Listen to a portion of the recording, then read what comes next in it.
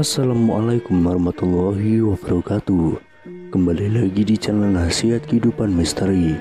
Pada video kali ini kami akan membahas tentang 2024 Sabdo Palon Nage Janji. Tahun 2024 Indonesia harus waspada. Pasalnya ramalan Jayabaya mengungkap bahwa tahun 2024 adalah tahun datangnya Sabdo Palon Nage Janji. Sabdo Palon Nage Janji ini diyakini sebagai tanda akan terjadinya kekacauan atau bencana alam yang akan terjadi di berbagai daerah. Wong Jawa wis ilang Jawane ada ungkapan Jayabaya yang menyebut tanda-tanda Sabdo Palon datang memomo masyarakat Jawa yang sudah kehilangan spiritualitasnya.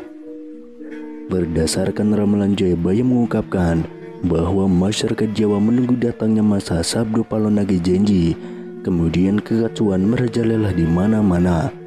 Tercatat dalam ramalan Jayabaya dalam serat Sabdo Palon Pupu 4 bersumpah akan muncul kembali sebagai pemomong tanah Jawa setelah 500 tahun runtuhnya kerajaan Majapahit. Apabila dihitung 500 tahun dari kerajaan Majapahit runtuh pada tahun 1478, maka ramalan datangnya masa Sabdo Palon Nage Janji jatuh pada tahun 2020 hingga tahun 2024.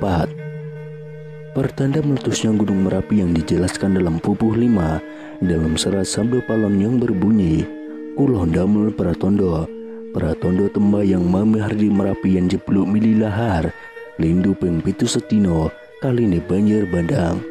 Yang artinya, saya akan membuat pertanda sebagai janji teguh saya apabila Merapi sudah meletus, mengeluarkan lahar, dan terjadi gempa bumi 7 kali dalam sehari, serta banjir bandang akan datang.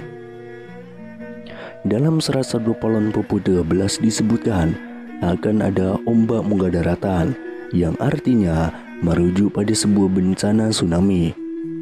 Berdasarkan Pupu 11 dalam serat Sabdo Palon disebutkan panggeblo engkang pinangkung, lelorong ngombro-ngombro, enjang sugeng sonten praloyo, yang artinya akan datang wabah mengerikan merajalela di mana-mana.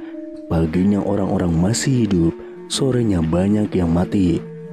Selain itu akan ada juga kejadian sosial di mana perpolitikan akan memanas di tanah Jawa, sehingga Indonesia menjadi carut marut. Hal tersebut lantaran adanya egosentrisme dan eksploitasi yang semakin parah. Disebutkan juga oleh Sabdo Palon bahwa moral masyarakat Jawa banyak yang rusak. Dalam ramalan Jangka Jayabaya bahwa masa Sabdo Palon Nage Janji ini akan terus menimbulkan kejadian alam dan sosial yang bakal terjadi secara terus-menerus hingga tahun 2056 berdasarkan hitungan waktu yang sudah diperkirakan. Tidak hanya tentang wilayah Pulau Jawa yang disebutkan oleh Sabdo Palon dalam ramalan Jangka Jayabaya, tapi masa Sabdo Palon meliputi satu Nusantara atau Indonesia. Itu artinya dari Sabang sampai Merauke diramalkan sama-sama akan mengalami kejadian bencana alam dan sosial yang sama. Datangnya rentetan peristiwa tersebut akan terjadi secara beruntun dan silih berganti atau tidak menentu.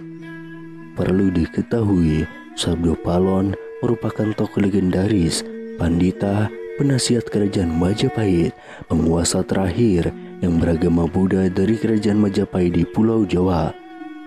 Beberapa ramalan Jayabaya terbukti pada beberapa dekade terakhir. Namun sebagai masyarakat, kita tetap berdoa dan berikhtiar agar Indonesia selalu aman dan damai tanpa ada bencana di tahun 2023.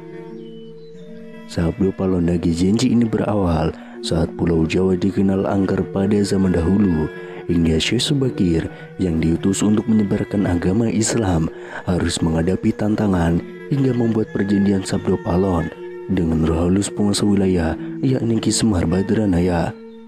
Perjanjian Sabdo Palon itu dibuat sebagai kesepakatan antara Syekh Subakir yang datang menyebarkan agama Islam ke Pulau Jawa yang terkenal angker dengan roh halus penguasa wilayah, yakni Ki Semar Badranaya. Diceritakan pada masa dahulu, Pulau Jawa terkenal angker yang dikuasai roh halus Ki Semar Badranaya. Kedatangan Syekh Subakir yang diutus oleh Sultan Turki, Sultan Muhammad I, untuk syiar agama Islam.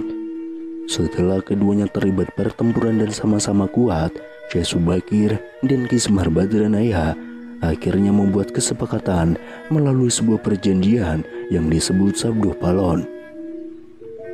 Namun kedatangan Syekh Subakir dalam melakukan syiar Islam di Pulau Jawa saat itu harus mendapat rintangan hingga harus membuat perjanjian dengan Ki Semar Badranaya sebagai roh halus Bait Danyang atau penguasa wilayah tanah Jawa. Syekh Subakir dikenal sebagai orang yang berhasil menumbali Pulau Jawa yang terkenal angker dan wingit pada dahulu kala. Saat itu Sultan Turki, Sultan Muhammad I, mendapatkan petunjuk untuk melakukan penyebaran Islam di Pulau Jawa, sebuah tempat di tanah Jawa yang dalam pengaruh magis begitu kuat. Mulai dari jin hingga setan menghuni setiap sudut tanah Jawa yang saat itu masih berbentuk hutan belantara. Diutuslah rombongan para alim ulama untuk mendatangi Pulau Jawa guna melakukan syiar Islam.